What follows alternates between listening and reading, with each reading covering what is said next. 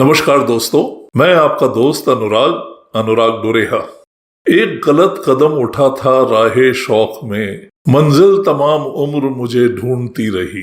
ये शेर आपके पैसों की समस्याओं पर एकदम फिट बैठता है। पैसों को लेकर आपका एक गलत कदम जो आपको तमाम उम्र परेशान करेगा।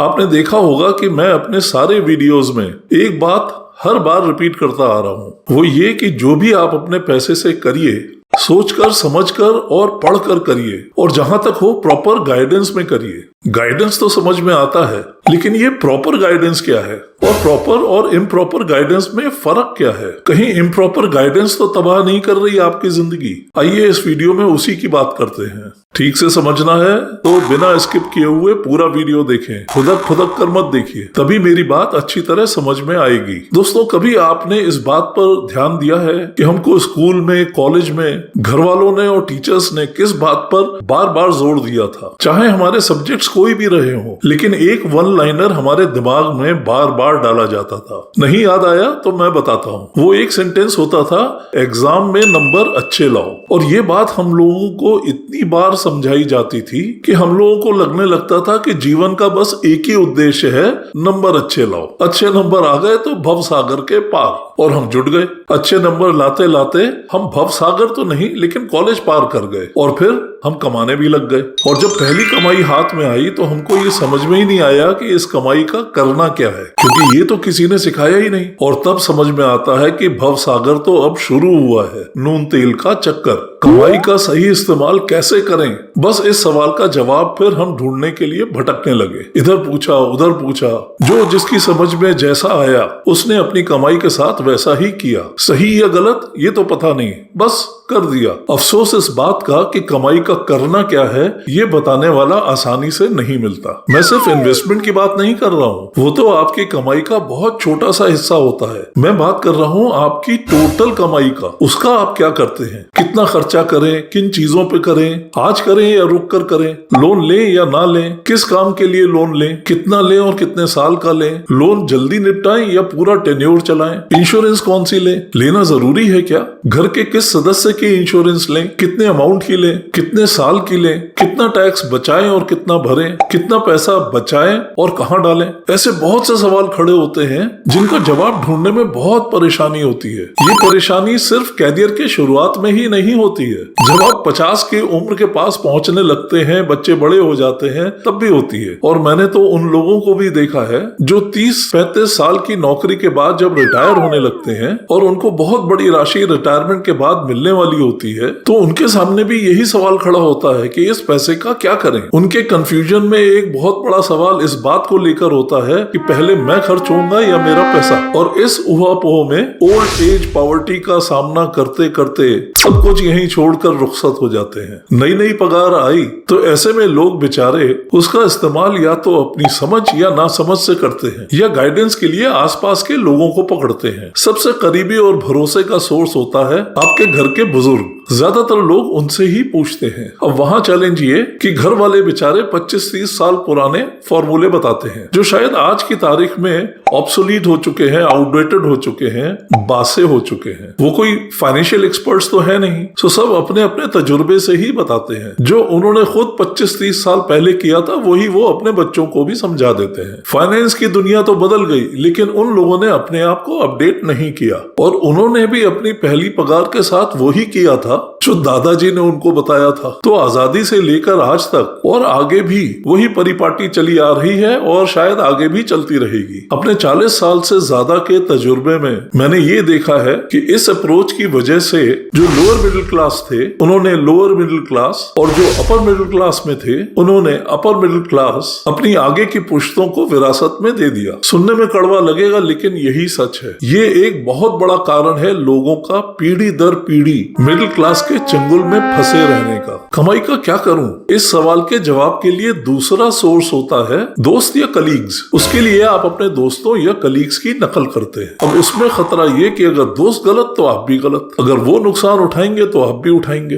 दोस्तों या कलीग्स को इस विषय में जितना ज्ञान है कम या ज्यादा उतना उन्होंने टपका दिया और आप उस टपक को लपक के मस्त हो गए। बस क्योंकि उन्होंने किया है इसलिए हमें भी वैसा ही करना चाहिए। उन्होंने सही किया या गलत किया इससे आपको कोई मतलब नहीं, बस आपको तो नकल करनी है। इस बात पर भी मेरा एक वीडियो है, ओनली नकल नो अकल, यू आर डूम्ड। अगर आपने नहीं देखा है तो उसे जरूर देखिए। इतनी मेहनत की कमाई को इधर उधर नकल कर करके डालने के अगर आप कारण सुनेंगे तो ताज्जुब करेंगे। जब मैं लोगों से किसी पर्टिकुलर स्कीम में पैसा डालने के कारण पूछता हूँ तो कैसे कैसे जवाब आते हैं, सुनकर ताज्जुब भी होता है और अफसोस भी। एनपीएस में पैसा इसलिए डाल रहे हैं कि सेक्शन 80C के अलावा 50,000 का इनकम टैक्स का बेनिफिट और मिलेगा। इसके अलावा भी कोई कारण हो सकता है, इसका उन्हें गुमान भी नहीं है। बेटी पैदा हो गई तो तुरंत सुकन्या समृद्धि योजना में पैसा जाने लगेगा, क्योंकि किसी दोस्त या कलीग ने भी अपनी बेटी होने पर यही पैसा डाला था और उनको लगता है कि इस स्कीम में पैसा डालने से बेटी के प्रति उनकी जिम्मेदारी पूरी हो गई। दर्जनों इंश्योरेंस पॉलिसीज लेके बैठ गए और झुआ भर के प्रीमियम हर साल जमा कर रहे हैं। ना लाइफ रिस्क के एंगल से कोई फायदा और ना ही इन्वेस्टमेंट के एंगल से। अगर पूछो कि भाई ये पॉलिसी क्यों ली तो कोई सेटिस्फैक्टरी जवाब नहीं है, बस ले ली क्योंकि दोस्त ने ली हुई थी। अरे पॉलिसी का नाम तक नहीं याद है कुछ लोगों को। इनकम टैक्स बचाने के लिए पीपीएफ में डाल दिया, क्यों? क्योंकि दोस्त डाल रहा था। पेंशन प्लान में झोली भर भर के पैसा डाल रहे हैं, पता भी नहीं कि वो प्लान उनके कितना काम आएगा। क्या उससे मिलने वाली पेंशन से उनका घर चल पाएगा? क्या उस प्लान के कोई नुकसान भी हो सकते हैं? रियल एस्टेट और शेयर्स की तो पूछो ही मत। अगर जरा सी भी भनक लग गई कि किसी और ने इससे बहुत कुछ कमा लिया है तो आप भी जोश में आ गए, हम भी वही डालेंगे। ये भूल गए कि इन दोनों प्रोडक्ट्स में हमें सिर्फ सक्सेस स्टोरीज ही सुनने को मिलती हैं। जहां लोगों ने रियल एस्टेट या शेयर्स में पैसा गंवाया है वो तो हमको सुनने में ही नहीं आता है। और अगर किसी ने 4 पैक के बाद आंसू बहाकर नुकसान का जिक्र भी किया तो आप उसको एक्सेप्शन समझकर इग्नोर कर देते हैं। कितना भी लोगों को इनके रिस्क फैक्टर्स समझा लो, लेकिन ये दोनों चरस गांजे के ऐसे नशे हैं कि एक बार दिमाग में चढ़ गया तो क्या मजाल कि कोई भी इनके खिलाफ कुछ भी सुनने या समझने को तैयार हो। तो ले देकर अब तीसरा ही सोर्स बचता है, कमाई का क्या करें। तीसरा सोर्स यानी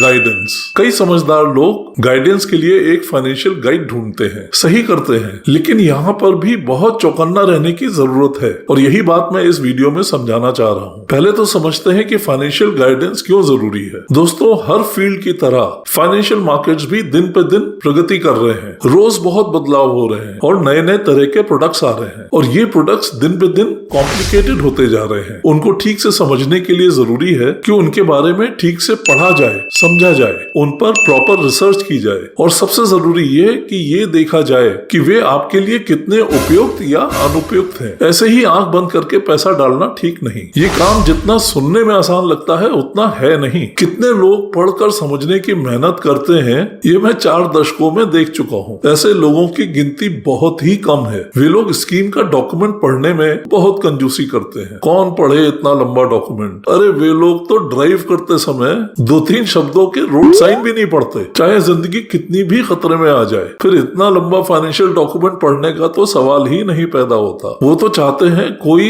उनको 4 लाइन का ब्रीफ सुनाकर स्कीम के बारे में बता दे। राहु किधर बैठा है, बुध किधर है, शनि की वक्र दृष्टि किधर है। इन सब बातों में टाइम वेस्ट मत करिए पंडित जी। बस आप सारे ग्रहों की शांति के लिए पूजा करवा दीजिए, और वो भी 15-20 मिनट से ज्यादा की नहीं। यही रवैया है उन लोगों का फाइनेंशियल प्रोडक्ट्स को लेकर भी। जिस पैसे को कमाने में उन्होंने दम तोड़ मेहनत करी, कई महीने कई साल लगा दिए, उस कमाई का करना क्या है ये समझने के लिए उनको 4 लाइन का फॉर्मूला और कुछ मिनट का वक्त ही सही लगता है। यूट्यूब शॉर्ट्स या इंस्टाग्राम की 1 मिनट की रील, बस इतने में ही उन्हें सारा सॉल्यूशन चाहिए। ये बात मैंने अपने एक और वीडियो में भी समझाई है, signing a document without reading. अगर नहीं देखा है तो देख लीजिए। मैं इस बात पर इस वीडियो में आपका वक्त नहीं लूंगा। दूसरी कैटेगरी उन लोगों की है जो बेचारे पढ़ने की बड़ी मेहनत करते हैं, स्कीम को समझने की कोशिश भी करते हैं, लेकिन अफसोस बहुत सी बातें या तो उनके सर के ऊपर से निकल जाती हैं या फिर उन स्कीम से जुड़े खतरे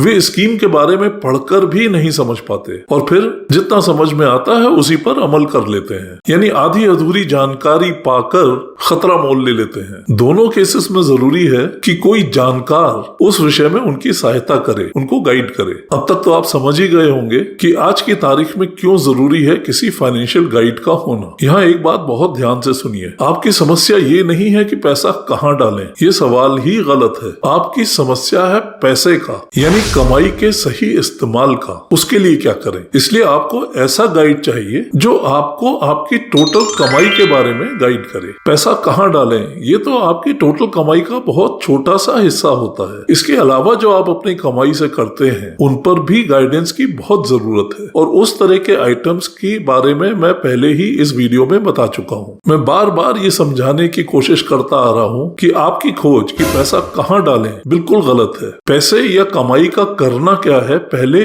ये समझिए, और उसके लिए एक गाइड पकड़िए। यूट्यूब पे, इंस्टाग्राम पे और मार्केट में आपको बहुत से अच्छे गाइड मिल भी जाएंगे, लेकिन ज्यादातर वे सब अपनी अपनी फील्ड्स में एक्सपर्ट हैं। कोई आपको शेयर ट्रेडिंग में एक्सपर्ट बनाने की बात करता है, तो कोई म्यूचुअल फंड्स की, कोई टैक्स मैटर्स में एक्सपर्ट है, तो कोई इंश्योरेंस में। सवाल यह है कि इनमें से आप किसके पास जाएं? क्या आपका शेयर्स में या म्यूचुअल फंड्स में या इंश्योरेंस में पैसा डालना सही है? अगर है तो कितना डालना चाहिए, कितने साल के लिए डालना चाहिए, बाकी कमाई का क्या करना है, कितना खर्च करें और कितना बचाएं? ऐसे बहुत से सवाल होते हैं जिनके जवाब एक सही फाइनेंशियल गाइड के पास ही होंगे। बिल्कुल वैसे ही जैसे किसी बड़े हॉस्पिटल में जाकर आप बहुत सारे डॉक्टर्स की लिस्ट देखकर कंफ्यूज होते होंगे कि किसको दिखाएं। कोई हड्डी विशेषज्ञ है तो कोई आंख का, कोई हार्ट का एक्सपर्ट है तो कोई किडनी का। आप पैर की सूजन या पेट का दर्द लिए खड़े सोच रहे हैं कि इनमें से कौन सा डॉक्टर आपको सही कर सकता है। वैसे ही हर किसी को फाइनेंशियल गाइड मान लेना सही नहीं है। गाइड मिलने से भी ज्यादा जरूरी है सही फाइनेंशियल गाइड मिलना। आप जानते ही हैं, जैसे ही किसी चीज की जरूरत बाजार में बढ़ती है, दोनों तरह के आइटम्स बाजार में दिखने लगते हैं, जेन्युइन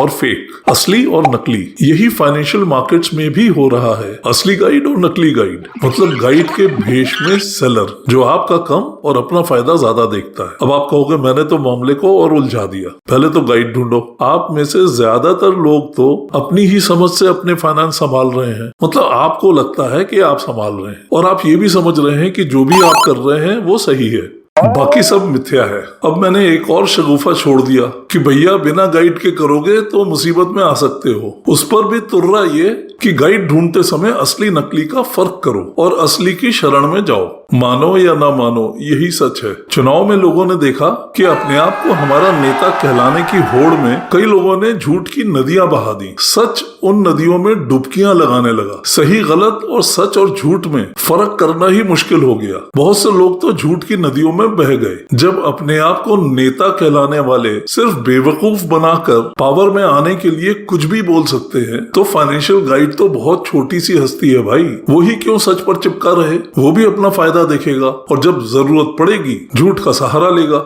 न वो आपका फूफा है ना आप उसके, फिर उसको आपकी क्यों पड़ी है? ये उसके हुनर पर और आपकी नासमझी पर है कि कौन किसको लपेट लेता है। जैसे जैसे सोशल मीडिया बढ़ता जा रहा है, हर हाथ में मोबाइल आता जा रहा है, इन भेड़ की खाल में भेड़ियों को अपॉर्चुनिटी नजर आ रही है और इनकी प्रजाति भी बढ़ती जा रही है। आप में से बहुत से लोग जो रातों रात करोड़पति बनने की हवस रखते हैं, वे ही लोग इनके निशाने पर हैं और ये उसी का फायदा उठाते हैं। आपको SMS, ईमेल, व्हाट्सएप पर मैसेज भेजेंगे कैसे आप पलक झपकते ही ढेर सारा पैसा कमाएं। ये आपको नुस्खे बताएंगे। यूट्यूब के थंबनेल देखिए, हजारों ऐसे लालच देते हुए वीडियो मिलेंगे जो खटाखट महाकल्याण की बात करेंगे और कई लोगों की उसको देखकर लाड़ भी टपक जाती है। मेरी बात का अगर यकीन नहीं है तो YouTube पर सर्च बॉक्स में टाइप करके देखिए बेस्ट शेयर्स कौन से हैं, या पैसा कमाने के बेहतरीन उपाय, या पैसा कहाँ लगाएं, पैसे को कैसे बढ़ाएं। जवाब में जो आएगा बहुत चौंकाने वाला होगा और उसमें से सही और गलत की पहचान बहुत मुश्किल होगी, आपके लिए नुकसानदायक भी हो सकता है।